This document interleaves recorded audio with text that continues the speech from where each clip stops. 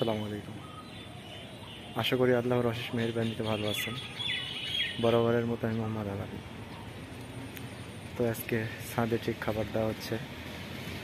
ওই যে ওখানে দোয়েল পাখি, তারপরে যে বুলবুলি পাখি চলে আসছে, আপনারা দেখতে পাচ্ছেন।